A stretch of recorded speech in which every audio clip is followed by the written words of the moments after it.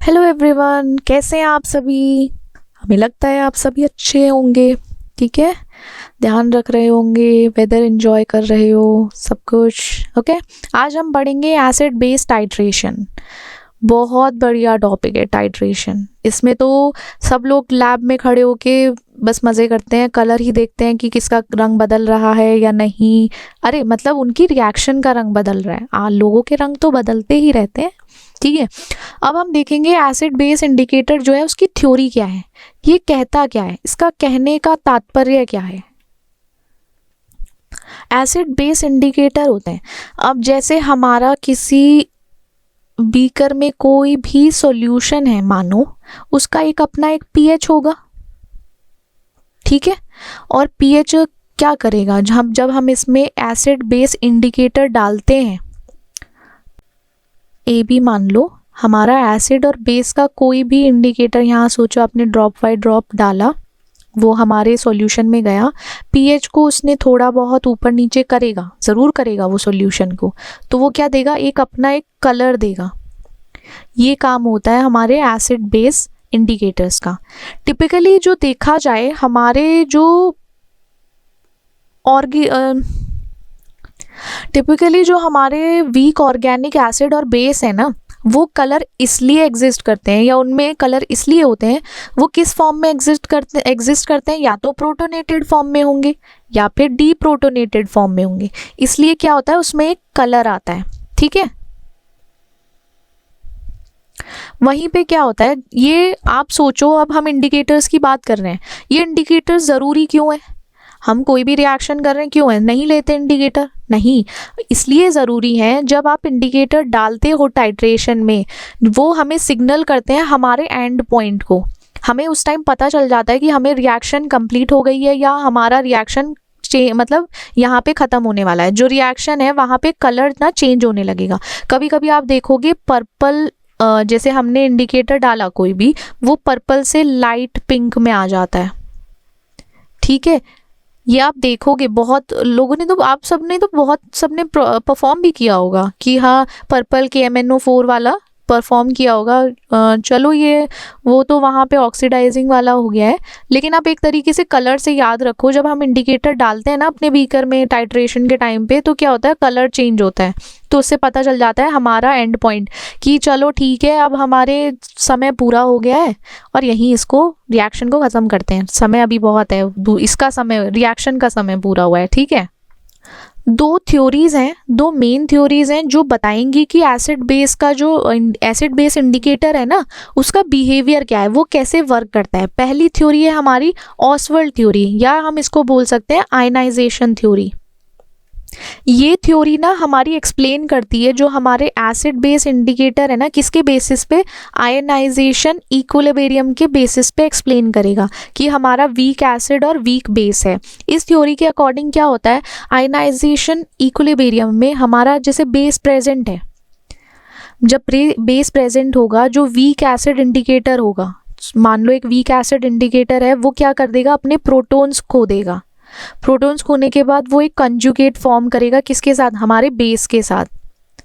एक बार और बता देते हैं हम आपको कि जब हमारा बेस प्रेजेंट होता है, in the presence of base, base की प्रेजेंस में क्या होता है, हमारा जो वीक एसिड है, वीक एसिड अपना एक प्रोटॉन खो देगा, ये हमारा मान लो वीक एसिड है, यहाँ पे जो उसका खुद का प्रोटॉन था ना, वो उसको रास्ते में भूल आता है, उसको खो देता है। फिर क्या करेगा, ये हमारा जो वीक एसिड था ना, ये किससे फॉर्म करेगा, हमारे बेस से कॉन्जुगेट कर जाएगा। ठीक है, अब इसमें देखो, ये रिएक्शन देख लो, वैसे आपको इसमें याद हो जाएगा कि बेस की प्रेजेंस में हमारा वीक एसिड प्रोटॉन खोता है, फिर वो बेस से जुड़ जाता है। जब उसको लगता है मेरी आर्मी छूट गई है, तो उसको लगता है कि चलो यार, जो खड़ा हुआ है राजा, उसके साथ मिल जाते हैं। ऐसे हमारा आयनाइजेशन इक्विलिब्रियम होता है। कलर चेंज में क्या होता है, जब बोथ प्रोटोनेटेड फॉर्म में होता है, जैसे हमारा वीक एसिड प्रोटोनेटेड फॉर्म में हो या डी प्रोटोनेटेड फॉर्म में हो, उसके अलग अलग कलर आते हैं। ठीक है, क्या होता है, जो इलेक्ट्रॉनिक स्ट्रक्चर है ना, वो जब चेंज होता है, जैसे एक का स्ट्रक्चर एक हो गया, ए का अलग है, बी का अलग है, तो दोनों क्या करेंगे, एक अलग अलग कलर कलर दिखाएंगे, अपने कलर चेंज हो जाएंगे।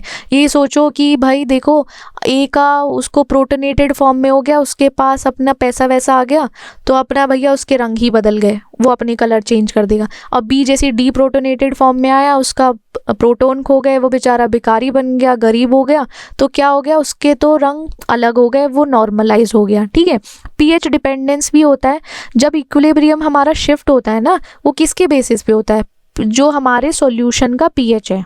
इक्विलिब्रियम भी ऊपर नीचे कब होगा, जब हमारे सॉल्यूशन का कोई पीएच होगा, उसके बेसिस पे ही एक कलर आएगा, कलर में चेंज आएगा जब हमारा कॉन्सेंट्रेशन जो है हाइड्रोजन आयन, जैसे ये हमारा H+ आयन है या बोलो एसिडिक आयन्स है, उसमें चेंज आएगा, तब हमारा पीएच भी मतलब हमारा कलर चेंज होगा। पीएच के ऊपर ही सब डिपेंडेंस है। ठीक है, हमारा जो इक्विलिब्रियम है वो तब शिफ्ट होगा जब हमारे एक सॉल्यूशन का पर्टिकुलर पीएच है और वहाँ हमारा हाइड्रो जो वीक एसिड है या एसिडिक प्रोटोन है उसके कॉन्सेंट्रेशन में ऊपर नीचे हुआ, या तो वो प्रोटोनेटेड हो गया या डी प्रोटोनेटेड हो गया, वहीं पे उसके कलर चेंज हुआ।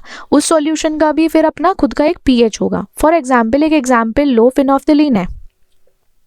जैसे फिनोफ्थिलीन है ना, इसमें आयोनाइजेशन इक्विलिब्रियम हुआ, उसमें क्या होगा, हमारा जैसे ये वाला फेज है ये कलरलेस है, जैसे ये वाला फेज है ना हमारा, ये प्रोटोनेटेड फॉर्म है हमारे एसिड का, ये हमारा एसिड है प्रोटोनेटेड स्टेज में, तो ये कलरलेस है। ठीक है, वहीं पे जैसे ही हमारा बेसिक सॉल्यूशन में इक्विलिब्रियम शिफ्ट हुआ, हमारा जो इक्विलिब्रियम था वो थोड़ा सा ऊपर नीचे हुआ, जहाँ इधर उधर हुआ, क्या हुआ, हमारा जो डीप्रोटोनेटेड फॉर्म था वो पिंक कलर में आ गया।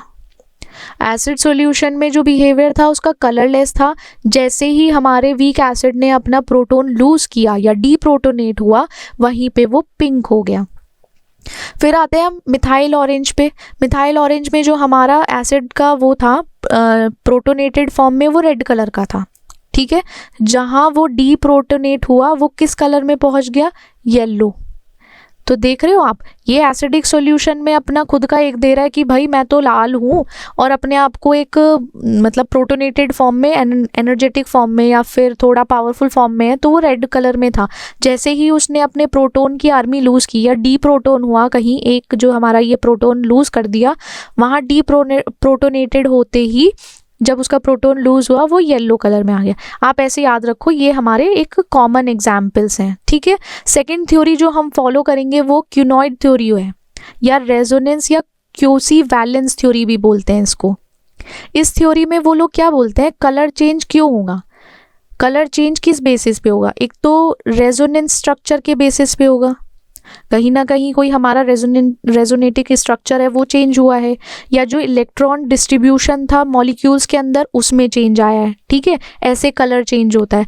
और वहीं हमने जो इस थ्योरी में पढ़ा था, वहीं हमने ऑसफेल्ड थ्योरी में पढ़ा था आयनाइजेशन इक्विलिब्रियम के बेसिस पे, कि कैसे आयनाइज इक्विलिब्रियम मेंटेन करेगा या आयनाइजेशन होगा। वहीं पे क्यूनाइड थ्योरी में रेजोनेंस स्ट्रक्चर के बेसिस पे और इलेक्ट्रॉन डिस्ट्रीब्यूशन जो है मॉलिक्यूल में, उसके बेसिस पे हम ये थ्योरी पढ़ेंगे आगे। अब हम देखेंगे कि ये थ्योरी कहती क्या है।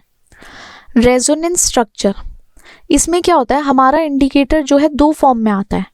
ठीक है, टॉटोमेरिक फॉर्म्स हैं उसकी दो, एक तो बेंजोइड फॉर्म है, बेंजीनॉइड फॉर्म, और एक हमारी क्यूनाइड फॉर्म। मतलब बेंजीनॉइड स्ट्रक्चर हो गया या क्यूनाइड स्ट्रक्चर। और जब दो फॉर्म है तो अब उनके अपने अपने कलर होंगे, सबकी अपनी अपनी एक चॉइस है, उनका भी अपना चॉइस है, तो वो भी अपने कलर अपने हिसाब से करेंगे।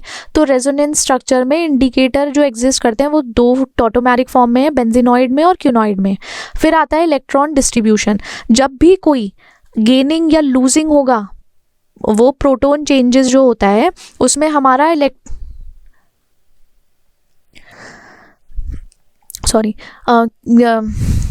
गेनिंग और losing a proton changes the electron distribution. हमारा प्रोटॉन लेन देन के टाइम अगर हम या तो उसको खो देते हैं या उसको पा लेते हैं, तो प्रोटोन क्या करता है, इलेक्ट्रॉन डिस्ट्रीब्यूशन को कहीं ना कहीं चेंज करेगा। ठीक है, और उससे क्या होगा, जो एब्जॉर्प्शन ऑफ लाइट है, एक विजिबल स्पेक्ट्रम में जो लाइट एब्जॉर्ब हो सकती थी वो होगी। और अगर जैसे किसी का एब्जॉर्प्शन, लाइट का एब्जॉर्प्शन विजिबली इतना है, तो उस टाइम वो लाइट रेज पहुंचेगी। ठीक है, उसमें भी वेवलेंथ के अकॉर्डिंग पे होगा ना, वेवलेंथ विजिबल स्पेक्ट्रम में किसका कितना है, किस कलर का कितना है, उतना ही होगा। फॉर एग्जाम्पल जैसे हमारी जो रेड कलर होता है ना, रेड कलर का सबसे ज़्यादा लॉन्गेस्ट वेवलेंथ होती है 700 नैनोमीटर, और वहीं पे हमारा वॉयलेट होता है, ठीक है, वॉयलेट की वेवलेंथ सबसे शॉर्टेस्ट वेवलेंथ होती है, वो अराउंड 380 नैनोमीटर के हिसाब से होती है। तो ऐसे ना हमारा एब्जॉर्प्शन जो होता है लाइट का एक विजिबल स्पेक्ट्रम रेंज में होता है, एक वेवलेंथ पे होता है। उससे क्या होता है, कलर डिटरमाइन होता है हमारा। कलर डिपेंडेंस जो है, अब जैसे कलर है किसी भी इंडिकेटर का कैसे डिटरमाइन होगा, जैसे कोई भी प्रीडोमिनेंट रेजोनेंस है, रेजोनेंस स्ट्रक्चर हुआ, वो किस पे होगा, एक गिवन पीएच पे होगा, उसके बेसिस पे ही हमारा कलर डिपेंड करेगा। फॉर एग्जाम्पल फिनोफ्थलीन है, स्ट्रक्चरल कैसे चेंजेस आएंगे, एसिडिक सॉल्यूशन हुआ तो जो फिनोफ्थलीन उसमें है वो क्या होगा, कलरलेस होगा, वो लेक्टोन बेंजीनॉइड फॉर्म में होगा, वो क्या होगा, हमारा कलरलेस होगा। और वहीं बेसिक सॉल्यूशन में क्या करेगा, वो प्रोटॉन लूज करेगा और पिंक कलर का क्यूनॉइड स्ट्रक्चर बनाएगा, ठीक है। हमारा जो एसिडिक सॉल्यूशन में फिनोफ्थलीन था वो कलरलेस था, एक तरीके से लेक्टोन या बेंजीनॉइड फॉर्म था, बेंजीनाइड फॉर्म हमारी कलरलेस होगी। जब वो बेसिक सॉल्यूशन में पहुंचेगा अपना प्रोटॉन खो देगा, प्रोटॉन खोने के बाद किस कलर का हो जाएगा, वो पिंक कलर का। और कलर चेंज मैकेनिज्म कैसे होगा, जो हमारा शिफ्ट कहाँ से होगा, लेक्टोन फॉर्म से, जो हमारा बेंजीनॉइड फॉर्म है, क्यूनॉइड फॉर्म में जाने के लिए क्या करेगा, वो इलेक्ट्रॉन को डीलोकलाइज करेगा। जब वो इलेक्ट्रॉन डीलोकलाइजेशन के थ्रू जाएगा वहीं पे हमारा कलर चेंज हो जाएगा, ठीक है। हमारा जो भी शिफ्ट होगा ना इसमें, हमारा इलेक्ट्रॉन फॉर्म से एक फॉर्म से दूसरे फॉर्म में शिफ्ट होने पर जो इलेक्ट्रॉन डीलोकलाइज होगा, डीलोकलाइजेशन के थ्रू जाएगा, तभी हमारा कलर चेंज होगा। फिर आता है हमारा मिथाइल ऑरेंज, ये दोनों याद रखो स्ट्रक्चरल चेंजेस कैसे होते हैं। एसिडिक कंडीशन में क्या होता है, मिथाइल ऑरेंज जो है वो रेड कलर में होता है, बेंजोनाइट जो है हमारा रेड कलर फॉर्म में है, और वहीं वो बेसिक सॉल्यूशन में जाएगा या अल्कलाइन कंडीशन में जाएगा तो वो येलो कलर में शिफ्ट हो जाएगा। क्यूनाइड जो है, क्यूनाइड फॉर्म जो है हमारी येलो कलर में है, ठीक है। इसमें भी सेम प्रोसेस है, क्या होता है हमारा जो किस में चेंज होता है, रेजोनेंस स्ट्रक्चर है वो चेंज होगा, क्या हमारे लाइट की जो वेवलेंथ है, एब्जॉर्प्शन वेवलेंथ है लाइट की, वो चेंज होगी, उसमें ऑल्ट्रेशन होगा, वहीं पे ना विजिबल हमें कलर चेंज दिखाई देगा, तभी हम देख पाएंगे कि कलर चेंज हुआ है या नहीं। अब हमारी है classification of acid base titration. हमारी क्लासीफाई कैसे करेंगे हम इसको, हमारा जो एसिड बेस टाइट्रेशन है ना वो दो कैटेगरीज या डिफरेंट कैटेगरीज में कैसे क्लासीफाई होता है। ये एक तो हमारे एसिड और बेस के नेचर पे भी डिपेंड करता है, हमारे एसिड और बेस का जैसा नेचर होगा उस पर डिपेंड करेगा, और किस टाइप की रिएक्शन हो रही है उस पर डिपेंड करेगा, ठीक है। हमारा दो उस पर मान के चलो, एक तो हमारा नेचर है, नेचर क्या है हमारे एसिड और बेस का, तब हमारा एक क्लासिफिकेशन हो गया एसिड बेस टाइट्रेशन का। एक हमारा क्लासिफिकेशन हो गया किस टाइप की रिएक्शन है, जो रिएक्शन टेक प्लेस करने वाली है वो किस टाइप की है। अब थ्योरी क्या है, हमारे टाइट्रेशन के पीछे थ्योरी है या तो स्ट्रॉन्ग और वीक पे होता है, या तो हमारा स्ट्रॉन्ग एसिड होगा वीक बेस होगा, वहीं हमारा स्ट्रॉन्ग बेस होगा, वहीं हमारा वहाँ पर देखोगे आप वीक एसिड होगा, ठीक है। इसके बेसिस पे हम देखते हैं, और इसका कॉन्सेप्ट क्या है, एक तो केमिकल इक्विलिब्रियम के कॉन्सेप्ट पे चलेगा, आयनाइजेशन के कॉन्सेप्ट और पीएच स्केल के, ये तीन जो कॉन्सेप्ट हैं बहुत इंपॉर्टेंट है, इसी के बेसिस पे सारा एसिड बेस टाइट्रेशन चलता है। अब जैसे जो मेन क्लासेस हो गई, हमने बताया था ना स्ट्रॉन्ग वीक के बेसिस पे हमारा एसिड स्ट्रॉन्ग है, बेस स्ट्रॉन्ग है, दोनों ही स्ट्रॉन्ग हो सकते हैं, यहाँ पे कुछ भी हो सकता है, ठीक है, या तो ए बी दोनों स्ट्रॉन्ग हो गए साथ साथ, ठीक है। यहाँ हमारा एसिड भी स्ट्रॉन्ग है, बेस भी स्ट्रॉन्ग है। ये टाइट्रेशन कैसी होगी, इस थ्योरी में क्या होता है, हमारी थ्योरी ये है, टाइट्रेशन में हमने स्ट्रॉन्ग एसिड लिया है, स्ट्रॉन्ग एसिड इन्वॉल्व है, स्ट्रॉन्ग बेस इन्वॉल्व है, ये याद रखो, स्ट्रॉन्ग एसिड स्ट्रॉन्ग बेस। जब ये दोनों एक साथ आएंगे ये कंप्लीटली क्या होंगे, आयनाइज्ड हो जाएंगे, किसमें, वाटर में आयनाइज्ड होंगे, तो ये क्या प्रोड्यूस करेंगे, high concentration of hydrogen ion and hydroxyl ion, दोनों आयन प्रोड्यूस करेंगे रिस्पेक्टिवली साथ साथ, जब ये आयनाइज हो जाएंगे पानी में, वाटर में। इनका रिएक्शन जो रिजल्ट करेगा वाटर फॉर्मेशन में करेगा, और न्यूट्रल सॉल्ट, दो चीज़ बनेंगी इनके मिलने के बाद, वाटर और हमारा न्यूट्रल, ठीक है, एक बार और देखते हैं हम। एसिड, स्ट्रॉन्ग एसिड होगा, स्ट्रॉन्ग बेस होगा इस टाइट्रेशन में। जब दोनों साथ आएंगे ना, ये आयनाइज हो जाएंगे वाटर में, और वाटर में आयनाइज होने के बाद क्या बनाएंगे, ये हाइड्रोजन आयन और हाइड्रोक्सिल आयन साथ ही साथ।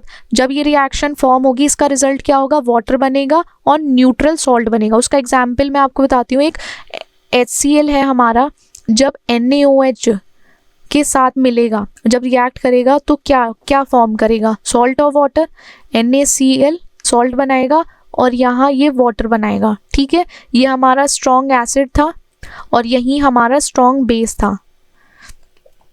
ये हाइड्रोक्लोरिक एसिड जो है हमारा, हाइड्रोक्लोरिक एसिड सोडियम हाइड्रोक्साइड के साथ रिएक्ट करके क्या फॉर्म करेगा, सॉल्ट NaCl और वाटर H2O। इसका जो pH होता है, pH जो इक्विवेलेंस पॉइंट होता है वो 7 के क्लोज होता है, 7 के पास होता है, 7 के। ठीक है, ये याद रखना है। HCl जब NaOH से रिएक्ट करेगा तो क्या फॉर्म करेगा, सॉल्ट और वाटर, NaCl H2O। इसका प्रोसीजर भी होता है, हम देखते हैं कैसे प्रोसीजर, देखें कैसे स्टार्ट होता है, क्या क्या होता है उसमें। देखो, हमने एक ब्यूरेट लिया, ब्यूरेट यूज होगा इसमें, उसमें हम क्या डालेंगे, NaOH, sodium hydroxide. Sodium hydroxide का एक सॉल्यूशन को हम किस में ऐड करेंगे, HCl में, हाइड्रोक्लोरिक एसिड में। हाइड्रोक्लोरिक एसिड में तब तक ऐड करेंगे जब वो इस पॉइंट तक ना पहुंच जाए, जो हमारा हाइड्रोजन आयन है या फिर हाइड्रोक्सिल आयन है उसके मोल्स इक्वल हो जाएं। तब तक हम क्या करेंगे, NaOH सॉल्यूशन को HCl सॉल्यूशन में डालते रहेंगे। क्यों डालेंगे, हमें एक न्यूट्रल पे पहुंचना है, न्यूट्रलिटी लानी है, कि हमें उसको न्यूट्रलाइज करना है। जब तक उसका pH 7 तक ना पहुंच जाए तब तक हम उसमें NaOH सॉल्यूशन डालते रहेंगे। इसमें क्या करेंगे, इंडिकेटर हम लेंगे फिनोफ्थलीन। फिनोफ्थलीन क्या होता है, कलरलेस होता है एसिडिक सॉल्यूशन में और बेसिक सॉल्यूशन में पिंक होता है। ठीक है, जब NaOH ऐड करेंगे, हम सोडियम हाइड्रोक्साइड ऐड कर चुके होंगे, जो सॉल्यूशन कलरलेस था, हाँ, सॉल्यूशन कलरलेस रहेगा जब तक वो अपने एंड पॉइंट तक नहीं पहुंचे, और जहाँ वो पिंक कलर होगा वहीं पे वो न्यूट्रलाइज हो जाएगा। ठीक है, अब आती है कैलकुलेशन, कैसे होगा कैलकुलेशन वो भी देखते हैं हम। अब ये आप ये सोचोगे कि NaOH तो हमारा सॉलिड फॉर्म में होता है या पाउडर फॉर्म में होता है, हम उसको कैसे वो करेंगे। हमें ना एक प्रॉपर, पहले तो हम NaOH को किसके थ्रू, स्टोक्यूमेट्री होती है ना, स्टोक्यूमेट्री के थ्रू हम मेजर करेंगे, कैलकुलेट करेंगे। जो हमने ऊपर पढ़ा था ना, पहले मेथड्स पढ़े थे कैलकुलेट करने के लिए, कि हम कैसे परसेंटेज कैलकुलेट करेंगे या फिर हम मोलारिटी, मोल्स कैसे कैलकुलेट करेंगे, वो करेंगे हम। इसमें ना एक प्रॉपर NaOH का वॉल्यूम मेजर करेंगे जो हमें एंड पॉइंट तक ले जाने के लिए ज़रूरी है। ठीक है, वहीं पे जो कॉन्सेंट्रेटेड HCl सॉल्यूशन होगा उसको कैलकुलेट करेंगे स्टोक्यूमेट्री के थ्रू। स्टोक्यूमेट्री के थ्रू हम कैलकुलेट करने के बाद हम एक नोन कॉन्सेंट्रेशन लेंगे, किसका, NaOH का। उसकी वजह से ही हमारा ये न्यूट्रलाइजेशन आ पाएगा। ठीक है, फिर आता है हमारा सेकंड, हम देखेंगे हमारा जो एसिड है वो वीक है यहाँ पे, और हमारा बेस जो है वो स्ट्रॉन्ग है। इसकी थ्योरी क्या कहती है, इसकी थ्योरी ये कहती है कि जो हमारा वीक एसिड है वो पार्शियली आयनाइज होता है, पार्शियली आयनाइज होता है और एक लो कॉन्सेंट्रेशन का H+ आयन क्रिएट करता है। ठीक है, वो प्रोड्यूस करेगा। वहीं पे अगर हम देखेंगे हमारा जो स्ट्रॉन्ग बेस है वो कंप्लीटली पूरी तरीके से आयनाइज हो जाएगा। जो ये पार्शियली हो रहा है ना थोड़ा बहुत, कि ठीक है अपना थोड़ा बहुत इन्वॉल्वमेंट दे रहा है, वीक एसिड है, वहीं स्ट्रॉन्ग बेस है। अब सोचो एक इंसान है या एक ह्यूमन बीइंग है, वो पूरा अपना 100% देता है किसी रिलेशनशिप को चलाने के लिए। ठीक है, और वहीं पे एक है वो पार्शियली दे रहा है कि चलो यार ठीक है तो है, सही है, तो उससे क्या होता है, उसका इफेक्ट भी वैसे ही आता है। ठीक है, बाद में ये पकड़ के पीट देता है फिर कि चलो तुम किसी काम के नहीं हो। उसका भुगतान किसको भुगतना पड़ता है, जो पार्शियली देता है, दुनिया को। ठीक है, चलो ये सब छोड़ो, ये तो एक थ्योरी थी दुनिया की। अब हम अपनी केमिस्ट्री की एनालिसिस की थ्योरी पे आ जाते हैं। स्ट्रॉन्ग बेस हमारा कंप्लीटली आयनाइज होगा, वो क्या करेगा, hydroxyl ion OH+ negative ion का एक हाई कॉन्सेंट्रेशन प्रोड्यूस करेगा। इसमें क्या होगा, हमारा स्ट्रॉन्ग बेस जो है वो बेसिक नेचर प्रोड्यूस करेगा। हमारे pH जो होगा वो 7 से ज़्यादा होगा, जिसकी वजह से हमारा नेचर जो बेसिक नेचर होगा वो सॉल्ट होगा। रिएक्शन क्या फॉर्म करेगा, हमारा बेसिक सॉल्ट। हमारा जैसे देखो, हमारा ये एसिटिक एसिड है CH3COOH, जब हमारा सोडियम हाइड्रोक्साइड से रिएक्ट करेगा, NaOH से रिएक्ट करा यहाँ, तो क्या फॉर्म करेगा ये सोडियम एसिटेट CH3COONA। ये जो हमारा N है ना वो यहाँ चला जाएगा इसके साथ, और हमारा H है वो यहाँ चला जाएगा, तो क्या फॉर्म करेगा, वाटर फॉर्म करेगा इधर। ये हमारा क्या हो गया, बेसिक सॉल्ट है हमारा, और ये हमारा वाटर हो गया।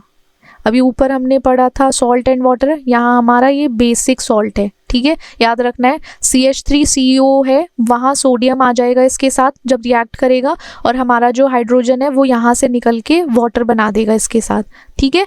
ये हमारे वीक एसिड और स्ट्रॉन्ग बेस, इसको कैसे याद रखोगे, week acid strong base titration में बेसिक नेचर हो जाएगा और बेसिक सॉल्ट फॉर्म करेगा, ठीक है। अब प्रोसीजर देखेंगे हम, वही सेम हम इसमें ब्यूरेट यूज़ करेंगे। ब्यूरेट क्या करेगा, NaOH को किस में ऐड करेगा, एसिटिक एसिड सॉल्यूशन में, जब तक कि वो इक्विवेलेंस पॉइंट तक नहीं पहुंच जाता। हमारे जो हाइड्रोजन आयंस हैं वो इक्वल नहीं हो जाते, एसिड इक्वल नहीं हो जाता किसके मोल से, बेस के मोल से, हाइड्रोक्सिल आयंस से इक्वल नहीं होता, तब तक हम इसको यूज़ करेंगे, मतलब डालते रहेंगे, ऐड करते रहेंगे। जो pH इक्विवेलेंस पॉइंट होगा वो 7 से ज़्यादा होगा, ठीक है। हमारा जो है स्लाइटली बेसिक सॉल्यूशन फॉर्म करेगा, क्योंकि हमारा सोडियम एसिटेट है, सोडियम एसिटेट बनने वाला है, इसलिए हमारा स्लाइटली बेसिक होगा। और जब हम फिनोल्फ्थलीन डालेंगे, जो हमारा इंडिकेटर है वो यूज़ करेंगे, तो वो क्या करेगा, कलरलेस से पिंक बनाएगा, मतलब जो कलरलेस सॉल्यूशन है उसको टर्न कर देगा पिंक में, वही हमारा एंड पॉइंट होगा। और हमारा मेजरिंग वही सेम, जो हमारा मेजरिंग होगा वॉल्यूम होगा NaOH का। NaOH हमें वॉल्यूम मेंटेन कर, मतलब मेजर करना है, क्यों, हमें एंड पॉइंट तक पहुंचना है। वही कॉन्सेंट्रेशन जो होगा एसिड सॉल्यूशन का वो हम कैलकुलेट कर लेंगे, ठीक है। अब आता है स्ट्रॉन्ग एसिड वीक बेस, यहाँ उल्टा हो गया स्ट्रॉन्ग एसिड। अब देखो यहाँ स्ट्रॉन्ग एसिड है तो क्या बनेगा, हमारा सॉल्ट जो होगा वो एसिडिक बनेगा, बेस हमारा वीक है। इसकी थ्योरी क्या कहती है, जो स्ट्रॉन्ग एसिड है वो कंप्लीटली आयोनाइज हो जाएगा हमारा वाटर में। वहाँ हमारा वीक एसिड था तो वो कंप्लीटली नहीं आयोनाइज हुआ था, पार्शियली हुआ था। यहाँ हमारा बेस वीक है तो बेस हमारा पार्शियली आयोनाइज होगा, ठीक है। जो वीक होगा वो पार्शियल होगा, और जो स्ट्रॉन्ग होगा वो कंप्लीट होगा, कि हाँ भाई उसके क्या कहते हैं, उसकी चोट पे बोलेगा कि भाई हाँ मैं आयोनाइज होऊंगा वाटर में। और वीक होगा तो वो कह देगा हाँ ठीक है, नहीं है, होता है ना, क्लास में भी कुछ लोग ऐसे होते हैं जो थोड़े से अपने डिसीजन में वीक होते हैं ना, तो वो कहते हैं हाँ ठीक है बंक कर लेंगे, ठीक है नहीं करेंगे, इस टाइप से उनका पर्टिकुलर एक कुछ रिजल्ट नहीं आ पाता है। तो यहाँ एक लोअर कॉन्सेंट्रेशन हाइड्रोक्सिल आयन का बनता है या हाई कॉन्सेंट्रेशन बनता है। इस रिएक्शन में एसिडिक सॉल्ट फॉर्म होगा, हमारा जो pH इक्विवेलेंस होगा वो 7 से नीचे होगा, क्योंकि 7 से जो नीचे ऊपर जाते हैं वो बेस होते हैं, और 7 से नीचे जो जाते हैं वो एसिड होता है, ठीक है। इस रिएक्शन में सोचो, देखो आप HCl है, HCl हमारा स्ट्रॉन्ग बेस है, वहीं वो अमोनिया से रिएक्ट किया NH3 से। अमोनिया से रिएक्ट करने के बाद क्या हुआ, हमारा एसिडिक सॉल्ट बन गया, अमोनियम क्लोराइड बन गया। इसने क्या करा, यहाँ से उठा के स्ट्रॉन्ग एसिड ने वीक बेस को भी अपने अंदर ले लिया, कि भाई तू क्या करेगा, तेरा काम ही क्या है, मैं तुझे अपने पास रख लूँगा, ठीक है। यहाँ देखो NH हो गया, यहाँ H निकल के आया, 3 से NH जो H था हमारा वो 4 हो गया है, Cl जो था वो Cl यहाँ का यही है, यहीं का यही है, तो ये हमारा अमोनियम क्लोराइड बन गया HCl अमोनिया के साथ मिलकर। इसका प्रोसीजर क्या होता है वो भी देखते हैं हम। इसमें क्या करेंगे, ब्यूरेट हम यूज़ करेंगे, उससे क्या ऐड करेंगे, अमोनिया सॉल्यूशन हम HCl में यूज़ करेंगे। अमोनिया सॉल्यूशन को HCl सॉल्यूशन में डालेंगे जब तक कि इक्विवेलेंस पॉइंट ना जाए। वहीं पे जब तक हमारे हाइड्रोजन आयंस और अमोनिया आयंस ना इक्वल नहीं हो जाते, एक दूसरे के इक्वल नहीं आ जाते हैं, वहीं पे जो हमारा pH इक्विवेलेंस पॉइंट है वो 7 से नीचे रहेगा, लेस देन 7 रहेगा, और वहीं पे वो क्या करेगा, एसिडिक सॉल्यूशन बनाएगा। किसकी वजह से, अमोनियम क्लोराइड की वजह से। इसमें मिथाइल ऑरेंज डालेंगे, वो क्या करेगा, जो रेड है एसिडिक सॉल्यूशन में तो रेड होगा, जैसे ही वो येलो होना शुरू होगा वो बेसिक सॉल्यूशन में येलो होना शुरू हो जाएगा। तो ये पॉइंट है, सिग्नल है हमारा कि हम एंड पॉइंट पे रीच कर रहे हैं। वहीं पे हम अमोनिया है उसका वॉल्यूम मेजर करेंगे, ठीक है, एंड पॉइंट तक पहुंचने के लिए। और HCl का कॉन्सेंट्रेशन ऑफ HCl सॉल्यूशन कैसे कैलकुलेट करेंगे हम, स्टोक्योमेट्री ऑफ द रिएक्शन, उसकी स्टोक्योमेट्री से। ये है हमारा वीक एसिड वीक बेस। अब सोचो दोनों ही वीक हैं, कोई स्ट्रॉन्ग ही नहीं है, दोनों का ऐसा है कि पार्शियल है, हो गया तो ठीक है, नहीं हुआ तो ठीक है, तो उनका कुछ लेन देन नहीं होता, वो सिचुएशनशिप में आ जाते हैं कि ठीक है पार्शियल है, हो गया तो मान गए तो ठीक है, नहीं हुआ तो कोई बात नहीं। वीक एसिड वीक बेस जो है हमारा पार्शियली आयनाइज होता है, लो कॉन्सेंट्रेशन होती है दोनों H+ आयन और OH- आयन की। तो इसमें क्या होता है, जो pH है वो डिपेंड करता है कि एसिड और बेस क्या होता है, कभी तो या तो क्लोज 7 के पास आ सकते हैं, 7 से ज़्यादा भी हो सकते हैं और 7 से कम भी हो सकते हैं। ये ना थोड़ा सा उसकी रिलेटिव स्ट्रेंथ पे डिपेंड करता है एसिड और बेस की। कभी कभी क्या होता है वीक एसिड भी थोड़ा सा कहता है कोशिश करके देख लेते हैं, बेस भी कभी सोचता है कोशिश करके देख लेते हैं, तो 7 तक भी जा सकता है, 7 से कम भी रह सकता है, 7 से ज़्यादा भी रह सकता है। इसका जो टाइट्रेशन एंड पॉइंट होता है ना वो लेस डिस्टिंक्ट होता है, मतलब आप उसको कह नहीं सकते हो कि ओके है या नहीं, ये रिजल्ट ठीक है या नहीं, क्योंकि प्रिसीजन नहीं आता ना। जहाँ प्रिसीजन pH मेजरमेंट में अप एंड डाउन हुआ तो वो यूज़फुल नहीं है। इसलिए हमें क्या करना है, प्रिसाइज pH मेजरमेंट लेना है कि ये आना ही चाहिए। वो टेक्निक इसलिए इम्पॉर्टेंट है हमारा, जैसे कि एसिडिक एसिड है हमारा CH3COOH, और वहाँ हमारे वीक बेस के साथ रिएक्ट हुआ, किसके साथ, अमोनिया के साथ, सॉरी NH3। ये हमारा वीक एसिड है, ये वीक बेस है। जब ये साथ में रिएक्ट करेगा तो अमोनियम एसीटेट बनाएगा, CH3COONH4 अमोनियम एसीटेट बनाएगा। ये NH3 जो है ये H हमारा इसके साथ मिल जाएगा और साथ में ये लोग अपनी एक फैमिली बना लेंगे। ठीक है, ये ऐसा होता है कि क्या, इसको आप कुछ नहीं कह सकते, सॉल्ट बनेगा बट उसका pH जो है ना थोड़ा सा अप एंड डाउन हो सकता है, उसमें वेरिएशंस आ सकती हैं। ठीक है, इसलिए यहाँ पे बोला है कि प्रिसाइज pH मेजरमेंट होना चाहिए, ज़रूरी है टाइट्रेशन के टाइम पे। प्रोसीजर में हम ब्यूरेट से अमोनिया सॉल्यूशन ऐड करेंगे एसिटिक एसिड में, जब तक कि वो एक इक्विवेलेंस पॉइंट पे पहुंच नहीं जाता। और क्या होता है, कभी इसका pH इक्विवेलेंस क्लोज हो सकता है, लेस देन भी हो सकता है, ग्रेटर देन भी हो सकता है, किसके, 7 के। ठीक है, डिपेंड करता है कि हमारे एसिड बेस का स्ट्रेंथ कितना है, कि एसिड का ज़्यादा था या बेस का ज़्यादा था, तो उसके बेसिस पे pH डिपेंड करता है। जब ये हमारा इसका एंड पॉइंट थोड़ा सा डिस्टिंक्ट होता है तो हम क्या करते हैं, पोटेंशियोमेट्रिक टाइट्रेशन यूज़ करते हैं, या उसमें हम एक pH मीटर यूज़ करते हैं कि पता करने के लिए कि हम इसका pH क्या है। इसमें कोई इंडिकेटर हम यूज़ नहीं करेंगे। ठीक है, कैलकुलेशन में by measuring the volume of ammonia का वॉल्यूम मेजर करेंगे जो हमें रिक्वायरमेंट है हमारी एक एंड पॉइंट तक पहुंचने की, और कॉन्सेंट्रेशन जो है एसिटिक एसिड का वो कैलकुलेट करेंगे। फिर भी देखा जाए जो टाइट्रेशन है वीक एसिड वीक बेस का थोड़ा लेस प्रिसाइज होता है, एक्यूरेट नहीं होता। जो और हमारे वीक एसिड वीक बेस का जो दूसरे और टाइट्रेशन के मेथड्स हैं या और टाइट्रेशंस हैं उनसे अगर कंपेयर करें तो ये ना मतलब माना नहीं जाता, हम इसको ना एक्यूरेट नहीं बोल सकते कि ये सही रिजल्ट देगा या नहीं। अब हम पढ़ते हैं न्यूट्रलाइजेशन कर्व। न्यूट्रलाइजेशन कर्व में क्या होता है, एक हमारा ग्राफ है, ग्राफिकल रिप्रेजेंटेशन होता है हमारे सॉल्यूशन का। एसिड बेस टाइट्रेशन जब हम करते हैं उसको हम कहाँ देखते हैं, एक ग्राफिकल फॉर्म में देखते हैं, कर्व्स देखते हैं कि न्यूट्रलाइजेशन कैसे कर्व गया है हमारा, इस तरीके से हम उस पर देखेंगे ग्राफ पे।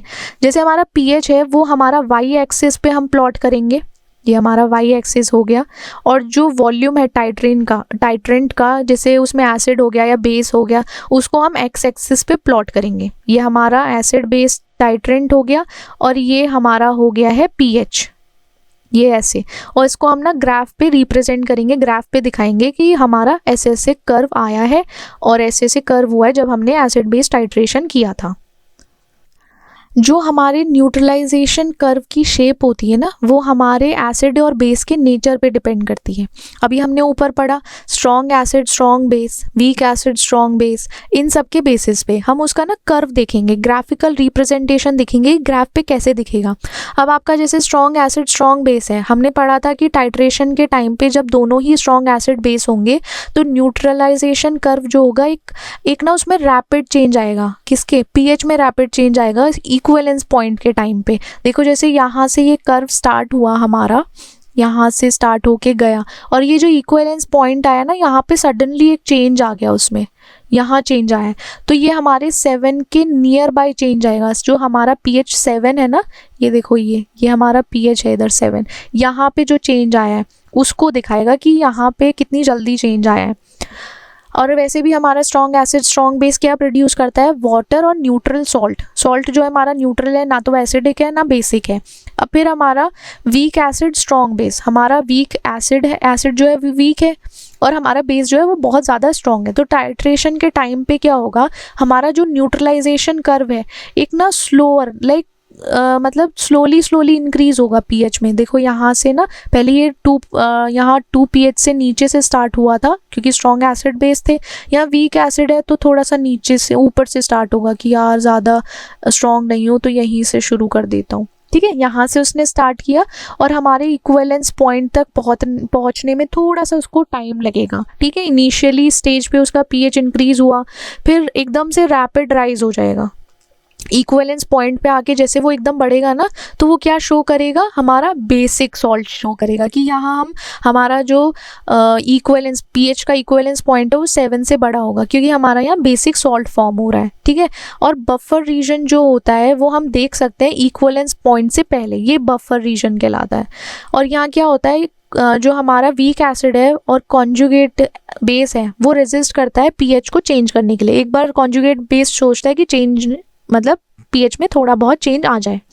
फिर आता है हमारा स्ट्रॉन्ग एसिड और वीक बेस। हमारा इसमें स्ट्रॉन्ग एसिड है तो क्या होगा, इसमें जब टाइट्रेशन करेंगे हमारा न्यूट्रलाइजेशन कर्व क्या होगा, रैपिड डिक्रीज हो जाएगा। pH में जो है हमारा रैपिडली डिक्रीज होगा और वो थोड़ा स्लोली ना धीरे धीरे जाएगा किसके, इक्विवेलेंस पॉइंट के पास, क्योंकि उसका जो pH इक्विवेलेंस है वो 7 से कम है। तो वो एसिडिक सॉल्ट प्रोड्यूस करेगा। क्या करेगा, कॉन्जुगेट एसिड जो है वो हमारा रेजिस्ट करेगा pH के चेंज में। देखो इक्विवेलेंस पॉइंट आप देख रहे हो यहीं पे रह गया है, ये यहाँ से स्टार्ट हुआ है स्ट्रॉन्ग एसिड बट इसने ज़्यादा दूर जाने नहीं दिया इसको। ये हमारा strong acid weak base titration है। अब हम देखेंगे weak acid weak base titration. Weak acid weak base, इसको सोचो कि ये सिचुएशनशिप है, इनकी अपनी ही एक सिचुएशन है कि दोनों ही वीक है। टाइट्रेशन के टाइम पे क्या होगा, जो हमारा न्यूट्रलाइजेशन कर्व है उसमें एक ग्रेजुअल चेंज आएगा pH में। पूरे टाइट्रेशन के टाइम पे ग्रेजुअली चेंज होगा। वो क्या बोल सकते हैं कि हमारा श्योर नहीं है, अश्योर नहीं है कि हाँ रिजल्ट सही होगा, नहीं, किसी भी पॉइंट पे कुछ भी हो सकता है, ठीक है। यहाँ पे चेंज आ गया, यहाँ पे चेंज आ गया, बेसिक हो गया तो ऊपर चला जाएगा इक्विवेलेंस पॉइंट से, एसिडिक हो गया तो यहाँ आ जाएगा। तो इसका कुछ पता नहीं है, ये 7 से ऊपर भी जा सकता है, नीचे भी जा सकता है, 7 भी हो सकता है।